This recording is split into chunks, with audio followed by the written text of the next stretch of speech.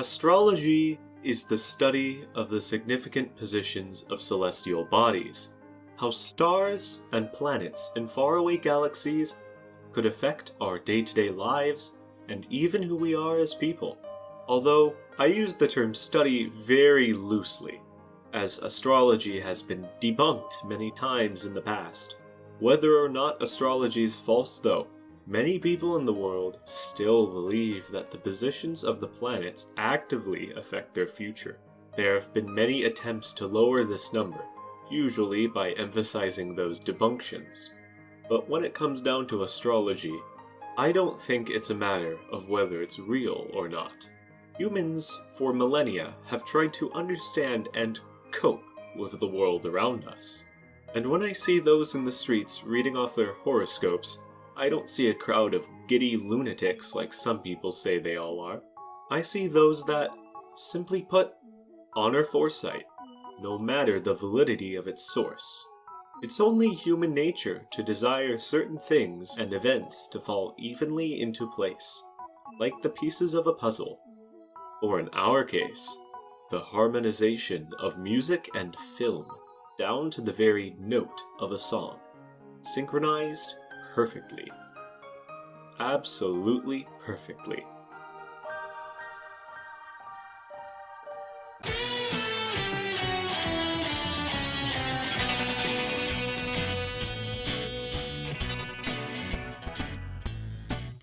Paul Blart Mall Cop 2 was a Happy Madison-produced action/comedy film released in 2015. It was the sequel to 2009's Paul Blart Mall Cop, and Kevin James reprises his role as the titular Mall Cop. It did fairly well at the box office and was universally panned by critics. The movie was in no way noteworthy. You could have replaced it with any other mundane action/comedy film at the time and have achieved the same results. But it is not the acting, or the themes, or the screenplay as to why we continue to talk about the movie to this day. Rather, in a surprising twist, it is one unsung viewer's unbounded creativity clashing with the movie's utter banality as to why we still talk about Paul Blart Mall Cop 2. Specifically, what happens when someone only has a television, a DVD copy of Paul Blart Mall Cop 2, and a restored vinyl set of Pink Floyd's masterwork Dark Side of the Moon? And the answer to that question is quite mesmerizing. When played at the same time, Dark Side of the Moon seems to match up perfectly with what happens in Paul Blart Mall Cop 2. Why does Blart's mom get run over right as the first verse of Breathe in the Air begins? Why does the breakdown from Money sync up with every single shot the hotel security manager makes? Why does Pink Floyd's Dark Side of the Moon even match up so well when played alongside Paul Blart Mall Cop 2? Was this all intentional? Is it a conspiracy? Are aliens real? All these questions, except for the last one, will be answered in time.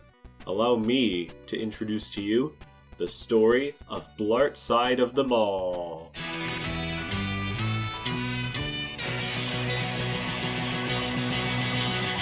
But our story has roots far into the past. The year is 1939, and conflict rages in Europe. The Great Depression, although at its tail end, is still avidly on the minds of many Americans. As made a custom during the dire times of the Great Depression, many Americans would attend their local cinemas, and for 2 short hours be alleviated of their conditions. While only around 12% of Americans today frequent movie theaters, more than half of all Americans went to the cinemas during the Great Depression. Such a widespread viewership would give rise to possibly the most recognizable film of all time, The Wizard of Oz, produced by MGM. Not as your average moneymaker, but as a distinct show of the studio's utter dominance during the era. Out of the 24 best films from the era, MGM produced an astonishing third of all films. The Wizard of Oz was a testament to the largest and most influential movie studio at the time. And while The Wizard of Oz may not be the first film in color, its sheer popularity sparked an urban myth in which it was. And although The Wizard of Oz was initially famous for this misconception, it would become equally, if not more so famous, for another reason. The Dark Side of the Moon is a 1973 album by the dual psychedelic progressive rock band Pink Floyd. It is one of the greatest albums of all time, and that's no exaggeration. It's the album that single-handedly propelled Pink Floyd into stardom. It holds the record for the longest charting album of all time, and it's preserved in the United States Library of Congress for being historically and culturally significant. And it's no wonder that's the case. That simple, aesthetically pleasing triangle sent shockwaves around the world. There are people today that willingly wear t-shirts embedded with that signature prism that don't even know who Pink Floyd even are. You might even be able to count the exact number of people who haven't seen this triangle before on your fingers and toes. My point is, Pink Floyd were, and still are, a big deal. But an even bigger deal might have to be the work that went into this album, conceived throughout live performances throughout 1971 and 1972. The Dark Side of the Moon is a concept album following the various stages of life, with the album both starting and ending with a heartbeat, and covering themes of time, greed, conflict, death, and mental illness in between. But perhaps the most personal piece of the recording has to be the song Brain Damage. In 1968, Pink Floyd's original frontman, Syd Barrett, was ousted from the band due to his repeated use of psychedelic drugs and mental illness.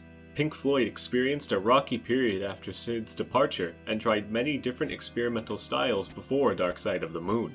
It's clear the band really missed Syd, as Brain Damage was said to be a direct reference to Syd, and this reference becomes ever more apparent on their next album, Wish You Were Here. Quite fitting for the magnificent climax of Dark Side of the Moon. But you may be wondering why I even speak of Dark Side of the Moon, an album released 42 years before Paul would see the Blart of day, and the answer to that question lies in the 90s. In 1995, a local Indiana newspaper published a story encouraging readers to, get this, sync up Dark Side of the Moon and The Wizard of Oz. That's right! Dorothy did it 20 years before Paul would ever fly to the Blart side of the moon. This 90s phenomenon was known as Dark Side of the Rainbow, and still persists to this day. However, given it was the 90s, and the internet wasn't as widespread as it is now, this idea didn't go very far at first. Several fan forums were created discussing the Dark Side of the Rainbow, but many other places remained stark. It gained a little attention when TCM gave viewers of a special broadcast of The Wizard of Oz the option to sync up the showing with Dark Side of the Moon. But it still remained as a micro-community full of music nerds with too much time on their hands. In this time, other variations arose, such as the syncing of Pink Floyd's 23-minute banger Echoes with the fourth act of 2001: A Space Odyssey, Pink Floyd's double album The Wall with the animated Pixar film WALL-E, but by far, the most known variation is the subject of today's video. My Brother, and Me, sensibly abbreviated as Moobimbam, is a weekly podcast started in 2010 and hosted by the McElroy brothers, Justin, Travis, and Griffin. Every episode, the boys answer questions on sites like Quora, WikiHow, and Yahoo Answers, rest in peace, and go on silly tangents and discussions regarding these questions, with each episode having ended with a final Yahoo. Similarly, The Worst Idea of All Time is a New Zealand podcast hosted by Tim Bott and Guy Montgomery, where the duo review the same film every week for an entire year. I can't imagine watching the same film 52 weeks a year. Yet, these two do it on the regular. So regular, in fact, that in 2015, they teamed up with the McElroy brothers to make a new podcast called Til Death Do Us Blart. This is where it gets good. Til Death Do Us Blart is a yearly podcast where the folks from Moobimbam and Worst Idea all come together during American Thanksgiving Day and do nothing but talk about the Paul Blart Mall Cop franchise. And it was on their third yearly episode in which a legend was born. I guess I'll just go ahead and tell you that I did in fact watch it synced up with Pink Floyd's Dark Side of the Moon. This video you're watching, oh yeah, it has 1.7 million views. This simple 11-minute supercut of an already silly podcast catapulted Blart Side of the Moon into the stratosphere, and thousands all over the world have enlightened their lives with a small side of Blart. I, in fact, have not only done Blart Side of the Mall once, but also twice. It is truly a spiritual experience on par with its contemporaries. I even have a Blart Side of the Mall t-shirt. One has to wonder how a shoddy film released in 2015 and an astronomical album released in 1969 managed to sync so well in the first place. But before you say anything, no. Pink Floyd have gone on record numerous times stating they never intended for so many pieces of media to sync with their album. And I mean, how would a band in 1969 know about a movie from 2015 in the first place? No, something else is at work here. Bias. Yes. That thing your family warns goes on in Fox News/CNN is on show here too. More specifically, it's a combination of the three main types of biases. Selection bias. During my 2 viewings of Blart Side of the Mall, it was up to me and my friends to choose when to start the music. On our first viewing, we noticed a plethora of occasions the music didn't sync up perfectly to the Blart. That clip of the hotel security manager shooting each target? The first time we saw that, it was a half second off, and we found out why during our second viewing. Apparently, we had started the music accidentally earlier than intended, and even during the second viewing, where we started the music at the recommended 39-second mark of the movie instead, we still struggled to perfectly sync up some moments, which segues perfectly into the second bias, the law of near enough. Sometimes we were off by less than a half second, perhaps around the quarter of a second. Yet, although these synchronizations weren't perfect, they were close enough to be considered perfect. I even used this strategy when sentence mixing in my own YouTube poops. And lastly, for the times where it didn't sync up at all, yet appeared to perfectly sync, is confirmation bias. We all went into Blart Side of the Mall expecting Pink Floyd to perfectly sync with Paul Blart, so once it got to parts that the law of near enough didn't quite fix, our confirmation bias did. For example, again during the first viewing of the hotel security manager shooting each target, many of us wanted it to sync, so we simply didn't say anything about it not syncing up perfectly. All of these 3 biases come together to create the culmination that is Blart Side of the Mall. Though, now I feel it is important to recognize the elephant in the room here. Is it all fake? Is the whole mega community of Blart Side of the Mall enjoyers simply watching the 21st century's equivalent of a magic show, where everything seems magical, but really isn't if we look closer into it? And my opinion is, yes, but also no.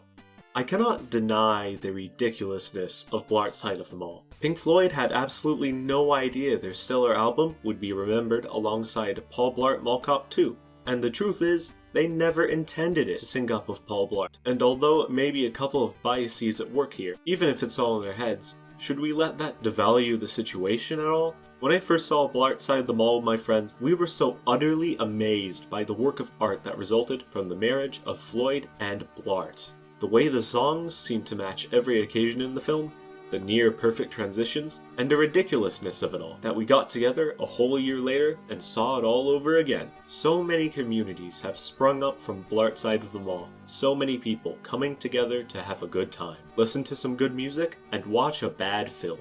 And at the end of the day, that's all that really matters to me, and I wholly plan on seeing the movie a 3rd time. What are some of your favorite Blart Side of the Mall funny moments? Dump them in the comments. This has been Dabs All Over. Remember to eat fresh, but don't go to Subway, as it's anything but fresh. Keep on blarting those malls.